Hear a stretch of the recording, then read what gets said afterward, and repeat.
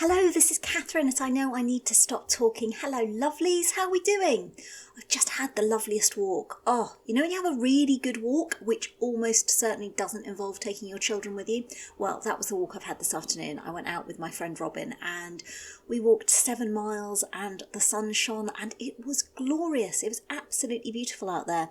I don't know about anybody else, but I've definitely used lockdown to explore more of my local area, and as a result, I'm like perpetually surprised and amazed by the stuff which is literally on my doorstep, and I think I have turned into looking like some kind of mad tourist as a result. I'm literally going around going, oh my god, it's like a house, there's a road, there's people, the excitement, all of this on my doorstep, and stopping every 5 minutes to take photographs. I mean, literally my children now, when they see like, I don't know, a weird shaped stone or an interesting signpost, they're like, oh my god, you're going to photograph that, aren't you? I'm like, I absolutely am. Don't know what I'm going to do with all these photos. But yeah, I've definitely become the mad lady walking around the local area. But it's so interesting, because does anybody else find that you just kind of tend to go down the same roads and the same routes every single day, and all of a sudden, with all of the time in the world on our hands, and let's be honest, lockdown, where else can you go? You just do walks and you find new things and new houses, and yeah, just fascinating. So that's been my afternoon today, which has been, yeah, it was lovely. It was really nice to get out, and yeah, I don't know about anybody else. It feels like it's been a real week, right? It feels like, I don't know, it's blown me a little bit this week actually, how much I feel like the news has impacted me, and obviously news that has nothing to do with COVID, which is remarkable for something to completely take COVID off the front pages. But I think, I don't know, I mean, it's been a week that started with International Women's Day, which coincided with a white man telling a mixed race lady that when she said that she felt suicidal, that she was lying. So that happened, and then obviously the awful, I mean, I've just got no words for obviously the horrendous murder of Sarah Everard, and I wrote a post about it this morning on the blog. I've kind of struggled to find words for it a little bit, and I don't think that the words that I've written will do the situation justice really, but just trying to process, and there's been this real outpouring of grief and anger, and I think this real dawning realisation from women from all backgrounds, all walks of life, united in just this grief of a woman that we never know, and yet in many ways we feel that we did, because Sarah was all of us, in so much as she had happened to her the worst nightmare that all of us fear. I genuinely believe all women deep down fear and have feared walking alone at night. You know, the constant, the concern, you know, whenever you walk home alone and your friend's saying, text me when you get home, I'll text you when I get home. Except Sarah never got home because somebody decided to commit an unimaginable crime. And yeah, it's blindsided me. It's completely blindsided me. I can't remember feeling this impacted by something in the news for a long time, but I think it's because, and I think this is kind of what I tried to process as I went through writing my post this morning, I think it's because it's just brought into sharp focus the realisation of what it's like to be a woman, and obviously this is a really extreme outcome, and thankfully occurrences like this are very rare. But what isn't rare is the almost normal. Is it normal? Can you normalise something that's so wrong?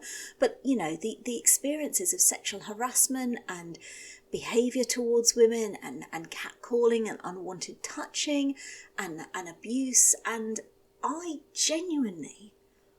don't know a single woman for whom, not just that's happened to maybe like once or twice, but whom, like I say, that's almost become some kind of normality. It's almost become expected, to the point that as women, I think we have coping mechanisms. You know, we kind of, if we're in a group, we like laugh off the lewd comments, or we laugh off the guy who inappropriately touched us, or we laugh off kind of the behaviours, and equally that's used by men as an excuse for what they do.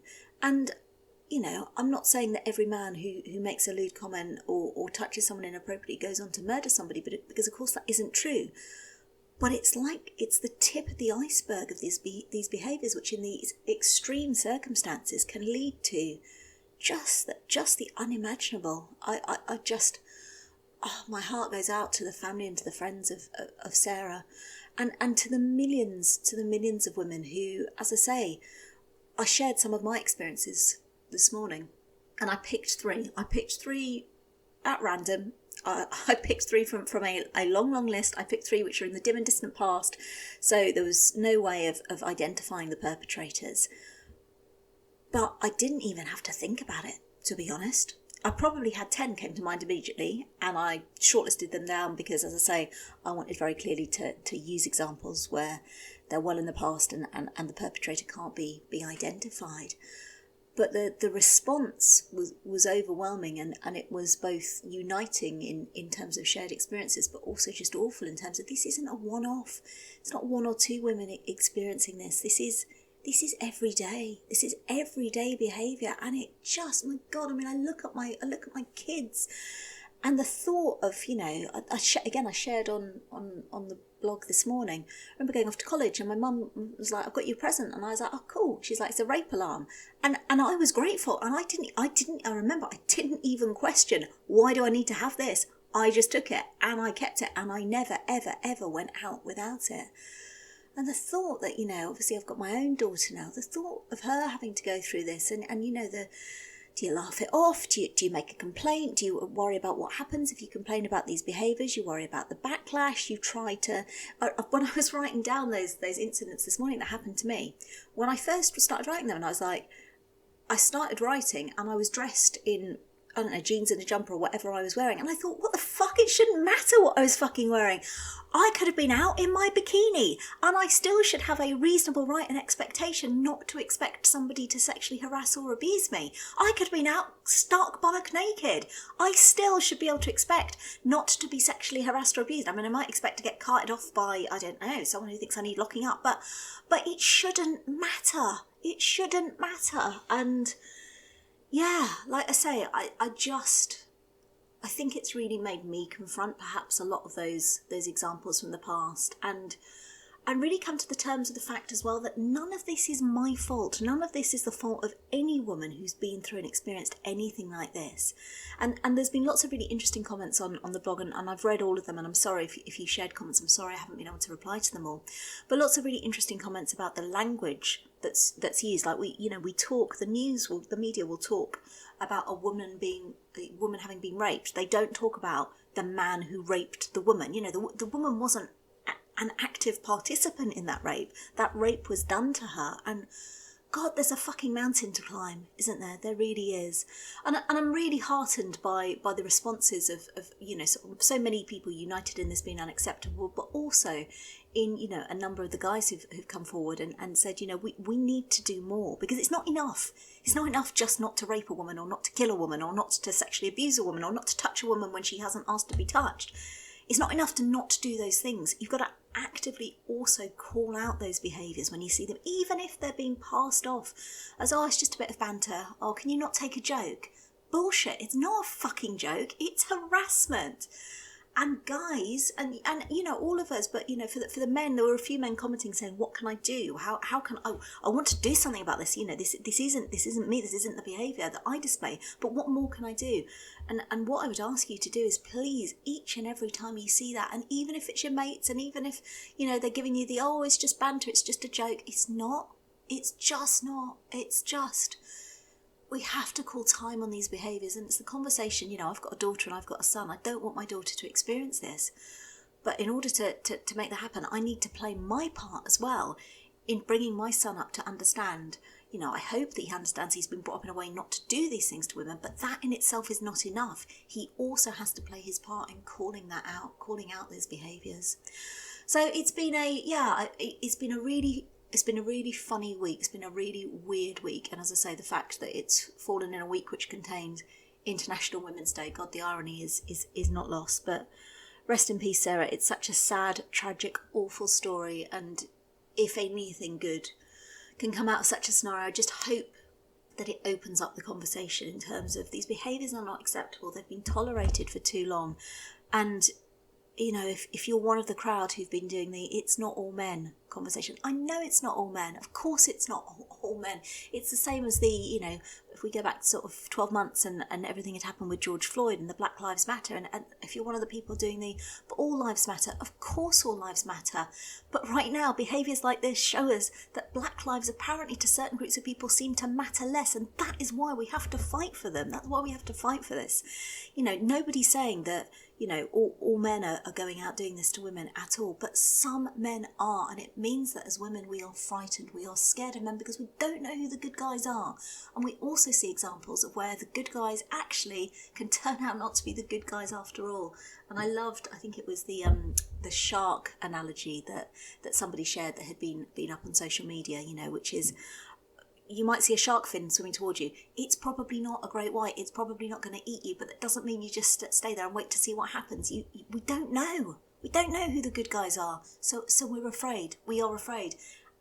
And things like this happen, this tragic, tragic case, and we probably feel vindicated in being afraid because while it might not be 99 men in 100 or 999 men in 1,000, there is the one man, and you never know when it could be that one man, and that's really frightening. So we have to do more. We have to normalise these conversations. We have to talk to kids. We've got to actively call out behaviours and step in. And as I say, if anything can come out of such tragic circumstances, I hope it's that we start to have this conversation more, and I hope it's that we start to call this behaviour out for what it is. But yeah, a funny old week. Lots to reflect on. Obviously, amidst all that serious stuff, been back to fucking school, haven't we, as well? Back to school this week. I mean, what a week. What a week. Actually, our back to school has been remarkably successful.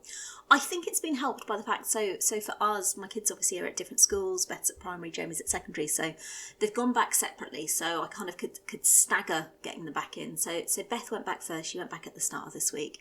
And I said before on podcasts, kids are really resilient, and my kids have been absolutely amazing throughout all of this, and both kids have cracked on, and as we know, Jamie's loved lockdown. It's the greatest time of his life. And Beth has been fine, but the light had gone out. It had definitely gone out, and she got on with things, but there was just some of the joy and the buzz had gone out of her day.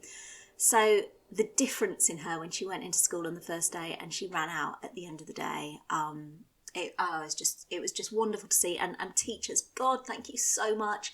I hate that you're back teaching in schools that still haven't properly been made safe. I hate that there's no mitigation in place. I hate that you haven't been vaccinated. And I just want to say a massive fucking thank you, because the difference you make to our kids, my God, the difference in my daughter alone since going back to school is unreal. So thank you. Thank you so much. Thank you so much. Jamie has struggled more with the transition back, as long-time listeners and readers will know. Jamie has lived his absolute best life during the pandemic, to the point that he said sadly to me the other day as I read out the latest vaccine numbers, it's all going to come to an end soon, isn't it?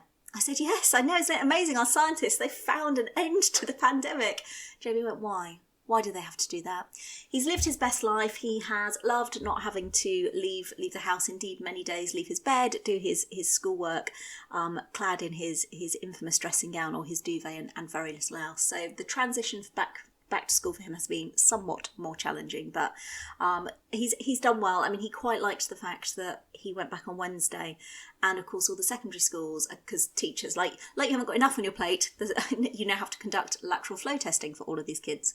So he went back on Wednesday, and he wasn't required to go in until the middle of the afternoon because he had to be tested, so they had to stagger the kids getting back in.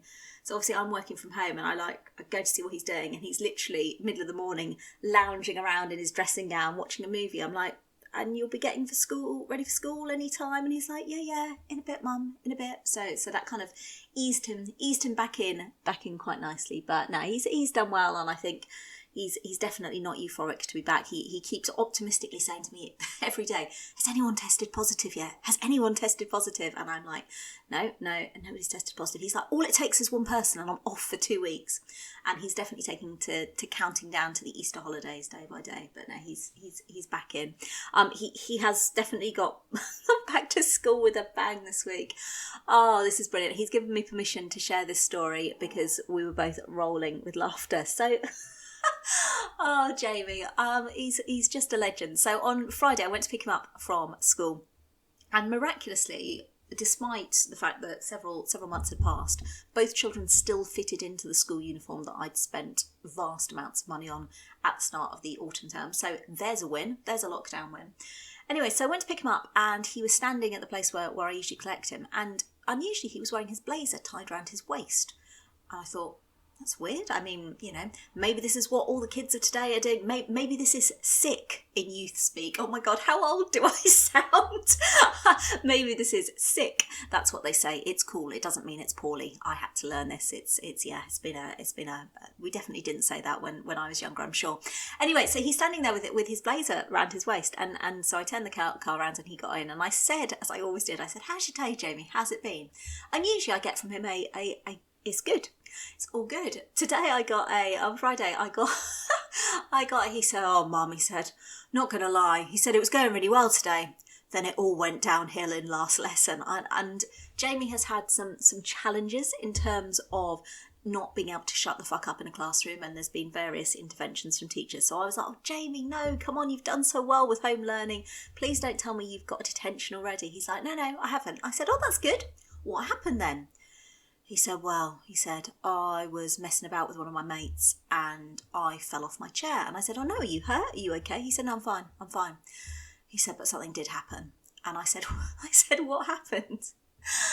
And he said, "This." And he lifted up his blazer, and God love him, to reveal that his trousers had split, and I'm not exaggerating, literally seam to seam from the front of the trousers right through to the back.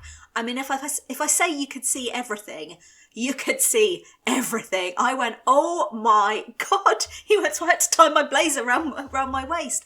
I said, "Oh no, did your mates laugh with you?" He went, "No, I didn't tell them because I'd have gone straight in to rip it off." And I said, "Oh yeah, advisable work." I said, "That's fucking brilliant, Jamie." He said, "You can put it on your blog if you want, if you feel like people need a laugh." And I said, I do think at the moment people do need a laugh. So thank you, Jamie, for letting us share that with the masses. He's just absolute comedy gold.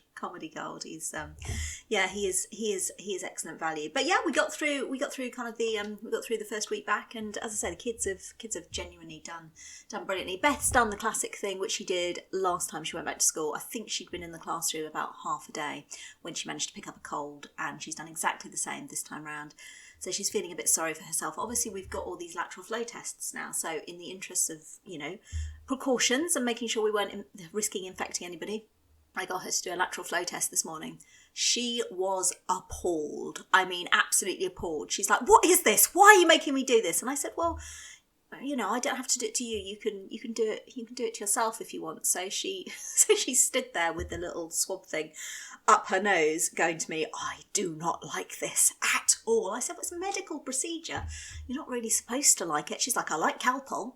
I said, "Okay, well, it's not really the same thing, is it?" Anyway, lateral flow test all done. She does not have COVID. She does have a stinker of a cold, so I'm really looking forward to catching that. And then it'll probably be knits next, won't it? Woo! Back to school, cold and knits. Nothing says back to school like colds and knits. So yeah, it's a treat. High drama on Friday night. Having got everybody through the week at school, I like to burn incense. That sounds weird. I like to burn incense. I'm not some kind of pyromaniac, but I do like to burn incense. And I have a big glass vase. It's huge for exactly this purpose of burning my incense sticks, with a layer of sand in the bottom, because flame resistant sand, all very terribly sensible. Anyway, Friday night I had lit an incense stick, and I was like, "That's a bit weird. I can smell smoke." I mean, obviously, you light an incense. That was a stupid statement, wasn't it? Obviously, you light an incense stick, you expect to smell smoke. I could smell slightly more smoke than I expected to be able to smell. So I was checking, I was cooking dinner, so I'm checking the oven and stuff, checking the kids haven't set anything alight. No, everybody's all good. Anyway, I walk over to my incense burner and see from underneath the sand little wisps of smoke coming up. And I was kind of thinking, I mean, I don't know what I was thinking. I was like, "Oh, the incense has turned into sand and it's burning." Yeah, no. I brushed them apart and flames sprung up. Yeah, my incense pot was on fire. The excitement. So I had to put that out, which was lockdown, that counts as high drama, right? That counts as high drama. It did also remind me of when the kids were much younger and we were in our old house. And, you know, fire safety, really important. I believe in telling the kids when they were very young what we should do. And, you know, if there was a fire, what would you need to do? So I think Beth would have been about 3 or 4. She was quite small. And we were talking through, we had a loft conversion at the time, so it was three floors. So I was talking to them about what would happen if you heard the fire alarm in the night. This is what you do and this is where you go. And we went through all the details and everything. And I did it in what I thought was a really nice, cheery, there won't be a fire, but if there was, this is what you do. And there were probably songs and dance moves, and it was all terribly jolly. Once a drama student, always a drama student. And so I finished telling them what we would do if a fire came to the house. And Jamie was nodding and taking it all very seriously and like, yep, no, I understand. And Beth looked at me and I burst into tears, and I was like, oh no, what's the matter? And she was then completely freaked out at the idea of that the house would catch on fire. Understandable. Normal children would process this in such a way as, I'm really sad, I'm crying, I need a cuddle. Beth spent the next hour, felt like, screaming, I am not going to sleep in this house. Take me to a house that doesn't burn down. I'm not sleeping in a house that's going to burn down. Jamie killing himself, laughing. Fucking hell, there was a lot of gin drunk that night, I can tell you. So yeah, fire safety lessons, perhaps not as safe as I'd like to think that they would be. It reminds me of a day. Oh, God love Jamie. He's so protective. He's always been so protective of his little sister. And again, it was in the old house, and I think Mr. I Know I Need to Stop Talking. I was up in the loft, I think, and Mr. I Know I Need to Stop Talking was on the ground floor, and the kids were playing on the middle floor. And again, Beth would have been really quite small. And suddenly we heard Jamie screaming, and he rarely screamed, help me, I don't want my sister to die. And so me and Mr. I Know I Need to Stop Talking are like, fuck, oh my God, like sprinting up and down the stairs. What's happened? You're going in going, oh my God. I mean, God love Jamie. Beth had got one of those, you know, those little battery operated fans that you can get. And the soft fan blades had got tangled up in her hair, and poor Jamie had convinced himself that she was going to die. And oh, God love him, yeah. There was a lot of tears, bless him. He's such a good big brother, big brother. I'm so jealous. I always wanted a big brother. I mean, Helen, you were a great sister, just in case you're listening to this. Slightly scared of Helen. You were a great sister, but I did always want a big brother. So that's kind of been our week, really. Obviously, it's Mother's Day tomorrow, isn't it? I mean, that's going to be a treat in so much as I feel like for the last 3 Mother's Day, I think the clocks have changed on the same day, haven't they? And we've lost an hour of sleep. I feel like that's happened once too often for it to be coincidence. Clock chime changes, I'm just saying. So I'm quite happy that I'm not going to lose an hour of sleep. That will be a treat.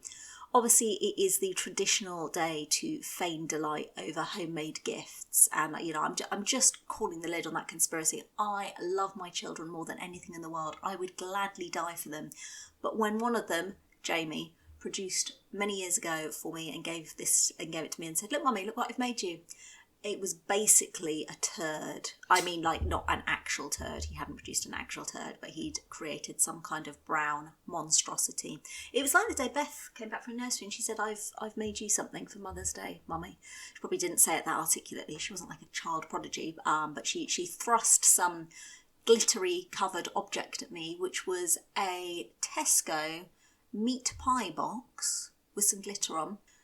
And it had a reduced sticker, so it wasn't just any Tesco meat pie box. She'd gone for one from the bargain bin as well, and that was what I was deemed worthy of as a Mother's Day gift.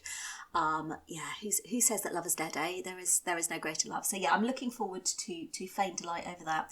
I've then threatened them both and said, all I really want for Mother's Day is a walk, at which point they've both put their heads in their hands and acted like I've suggested selling off all their possessions. So I'm really looking forward to my Mother's Day walk tomorrow, which will mostly consist of people asking me, are we nearly there yet?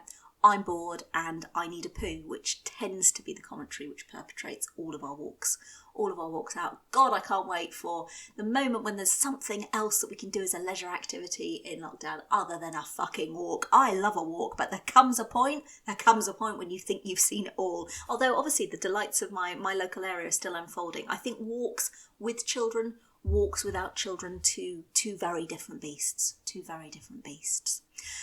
So yeah, like I say, a funny old week, lots of heightened emotions, and I don't think that's a bad thing, right? I don't think talking about how we're feeling at the moment is a bad thing. I was chatting with my friend earlier when we were walking, and we were saying one of the strangest things about lockdown is it's really shown up how much stuff all of us, or most of us, have crammed into our life. And we were just talking about post-lockdown. I definitely think almost like a need to reassess how much stuff had I crammed in my life, how much of that stuff was making me or other people happy, was it just stuff that I did? Kind of time to reassess all of that stuff.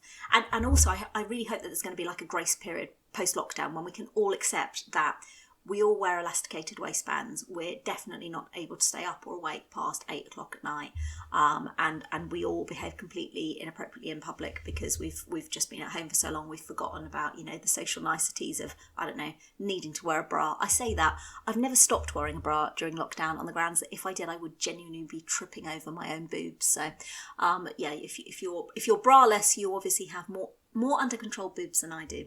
But yeah, I definitely think there's going to need to be a nice period of time where we all accept that the social niceties are kind of like out the window, and we build that back up. I feel like a lot of power naps will be needed. It feels exhausting, doesn't it? The idea that, talking to people face to face, and if they really fuck you off, you're not going to be able to do the, oh, what's that? Oh, my internet signal's going. I'd better call you back. Lols. Not that I've ever done that. Obviously, if you've ever been on a Zoom call with me, I've absolutely, categorically never done that. I'm going to stop now before I dig myself into a larger hole. Anyway, do look after yourselves. Do take care and keep safe. A couple of weeks till the Easter holidays, so teachers and parents alike, hang on in there. We can definitely do this. I was gonna contemplate sewing up Jamie's trousers. He said to me optimistically, you can sew these up. I was like, I think there comes a point when even the most experienced seamstresses, of whom I am not one, probably has to admit that's a thing that's not going to happen. And I think, given the fact that I could probably drive my car through the hole. In fact, Jamie, to demonstrate how large the hole was, put his head through the hole. So there's a good lasting mental image for you all. But yeah, look after yourselves. Take care. Have good weeks. I'll see you all next week. Take care. Lots of love. Bye bye.